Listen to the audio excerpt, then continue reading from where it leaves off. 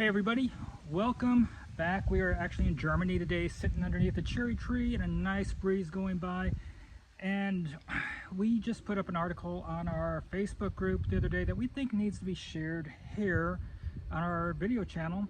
And if you're not part of our Facebook group, by the way, it's just recently went over 21,000 members. Expat Slow Travel Nomad Network, full of expat slow travelers, nomads like yourself, people that want to retire early. So go there, join our group, and join in the conversation. Now, let's talk about why you came. Money.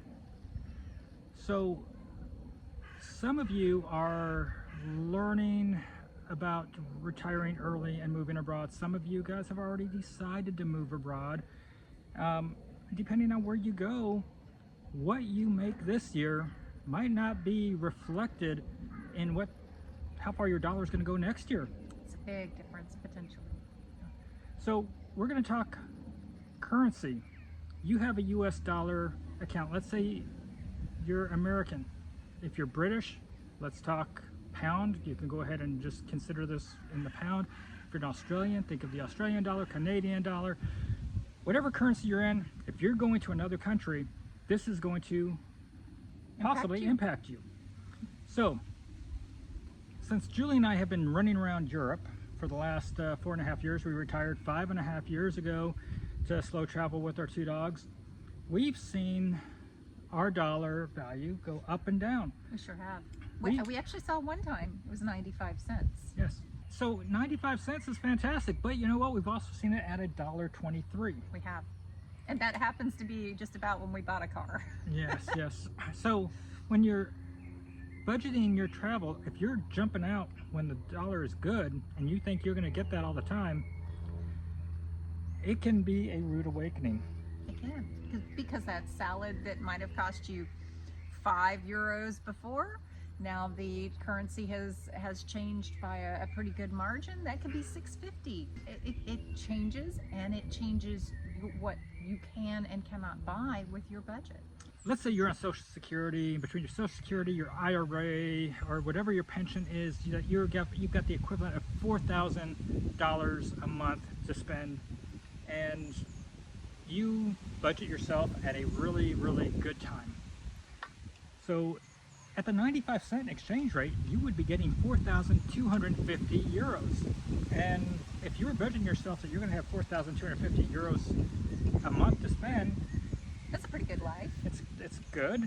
But when the currency exchange goes the other direction and you hit the $1.23, all of a sudden your 4,250 is now worth, and I'm going to look at my phone here to give you the number, 3,252. You have basically €1,000 difference from the high to the low if you're on a $4,000 budget. That could be just your accommodation alone. Yeah, so we experienced this with Poland. We love Poland, and yes, we went up at a really good time. It was almost 5-to-1 zloty to the US dollar.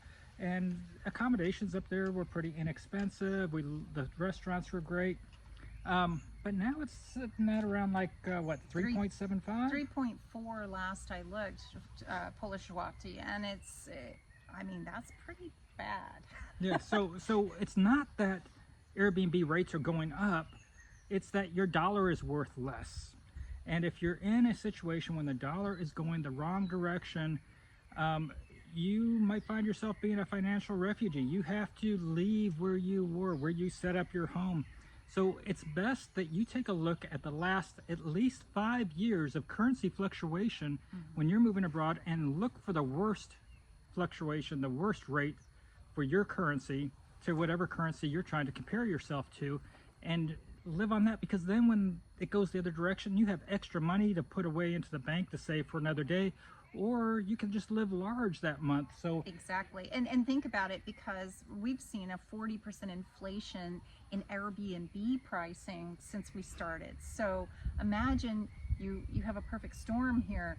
You have, the higher, or when you start with the lower 95 cents, and hey, you've got 800 a month you've been spending, you're finding the best little accommodations here and there, and now all of a sudden you're finding yourself in a world of 1.23 to the US, and you're going, uh-oh, This is or one Yeah.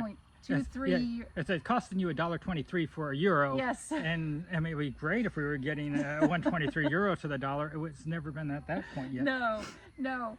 And now your accommodation is 1,200 euros.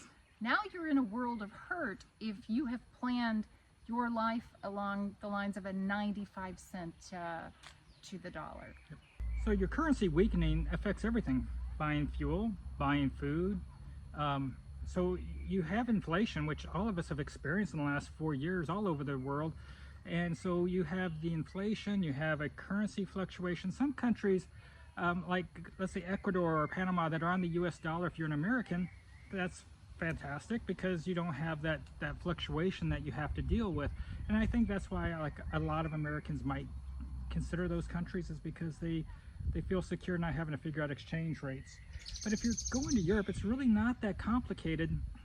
If you're going to jump over here, $1.23 for a euro was the worst. You know, I would tell you, take a look at $1.30, budget yourself around $1.30, and then odds are you're going to come out ahead, because we haven't been over $1.30 for well over 5 years ago. But if you're budgeting yourself like $1.10 or $1 to the exchange rate, It could hurt. yeah, it's not good. Right now we're sitting about 114 to the dollar, or to the euro for the dollar. Again, if you're Canadian, look at your Canadian exchange rates. You can just Google it and you can see your graphs. But look for that worst exchange rate. You know, for the dollar, you know, let's talk about Social Security, and let's talk about some things that might happen inflation-wise for the U.S. Right now, I hate to say this, Generation X, nobody cares if you're going to get your Social Security. Your politicians, whether you're Democrat or Republican, don't give a dang about your Social Security. Nobody's talking about it.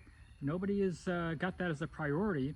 And I heard today that it's going to potentially move up another year when they might have to cut benefits by 80%. Well, Generation X, you're about to go into the Social Security bracket. You're about to start retiring. And, you know, let's face it, the millennials, the Generation Y, whatever, they don't care about us. They really don't. We might have cared about the boomers making sure they got their money, but Generation X, we're nobodies. We're just a small generation that is not getting the love from our politicians or from you know, the younger generation. I mean, even when we look at these student buybacks, if they would have used that money that didn't go but would have went to paying off student loans, that would have at least kicked the can down the road another 5 years for Social Security. But nobody's talking about trying to find special pocket of money to provide for American Social Security retirement. And so you have to consider yourself that you might be living on 80% less on Social Security, not 80%, 20% reduction in your Social Security in a few years. And you know, it's something that nobody seems to care about in Washington. So as an American, I hope you're saving money, putting aside, and budget yourself on getting 80% of what Social Security is telling you. So I hate to be the bearer of bad news, but that's it. And then for those of you that are saving right now, you know, they're talking about raising the minimum wage up to $15 from currently the national level at $7.50, and that sounds great for a lot of people, especially if you're working. It's like, okay, good, I can get this ahead, but you got to realize that then the person that's making 20 bucks an hour now wants a raise to get to 30 something an hour. The person at 30 something wants to go up. So all of a sudden, you know, you've got your nest egg of $400,000, let's say, out there, and now with the inflation that's caused, because now the minimum wage and everybody's making more, your $400,000 might now then be worth about $250,000 or $300,000 because of that ripple effect. And that's another thing that, you know, people don't seem to realize, that when you devalue the dollar like that by raising, yes, it's supposed to raise the standard of everybody. I understand the argument. However, it does devalue the dollar, and what will be purchased at $15 an hour will be much less than what it is now for $15, and it's just the way it will. It's all a domino effect. Yes. But anyhow, the idea is to plan ahead for your retirement, plan ahead financially, And with all the curveballs that can come at you, don't let the currency exchange rate be the backbreaker. You know, it's best to plan ahead. Do not live within your means. Do not live paycheck to paycheck or month to month when going abroad. Give yourself some wiggle room. You know, give yourself, if at all possible, 20% wiggle room or something. Julie and I, we have a lot of flexibility in our budget, so we can deal quite well with currency fluctuations. We go from expensive countries to lower cost countries, and it is what it is. But for many of you that we know, and we've met so many of you that are traveling and living on a budget, that a small fluctuation can be catastrophic. Yes, absolutely. And the thing is, if you don't spend everything you have and you have an extra amount, go out and enjoy it if you need to. You know, if you're like, oh my gosh, I you know, this rate was fantastic, I haven't spent that much, then go enjoy a nice meal out. Do something different, but it's better to err on the side of caution. Yeah, you have an excursion when times are good, Yeah. but you know, pocket away some of that extra savings, and especially if you're living on a paycheck to paycheck. I know some of you guys are out there to experience the world and experience the different cultures and to travel, and that's what Julie and I are doing. But some of you are in it for financial reasons, to have a better life than what you can get in the United States, or maybe where you live in a higher price country and you can go to a lower price country. So you go to somewhere, and you know, whether that's going to be Serbia, Albania, Turkey, somewhere for a lower cost of living. But again, if you're even in these lower cost countries, if you plan your currency fluctuation wrong and you're living month to month in a lower cost country, it's going to hurt you. So, you know, so be reasonable with your budget and with your lifestyle. Yes. As a reminder, I do have international health insurance at our website, warrenjulietravel.com. You can go there and look at the links. If you need tailor-made international health insurance, you can email me at warrenjulietravel@gmail.com. I am a retired insurance agent, and I can help to tailor-make our program for you. I've got several different carriers there, but medical costs can kill you, potentially. And it doesn't affect your rates by using one. No, the rates won't go differently. However, that's something you need to put into the budget. But if you have a medical situation and you're living on a tight budget, it can bring your travel to an end quite Yes. quickly. And you know, so we enjoy our life of travel with our two dogs, and we are in this to slow travel and get to understand what it's like to live in different places.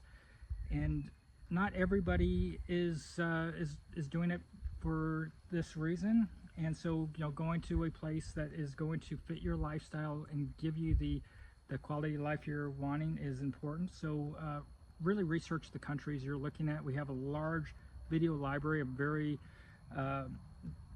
very different countries and the cost of living. So check those out. But always try to budget yourself that extra leeway, you know, an extra 20% in your budget or something like that. Anyway, we're glad that you joined us here today. We hope that you're going to subscribe. Give this video a like if you haven't already. We hope that you're going to join our Facebook group, Expat Slow Travel Nomad Network by Warren and Julie, and you know, join into the discussion over there. Don't forget to leave a comment down below here. And until next time, have a great day, everybody. Prost. Ciao.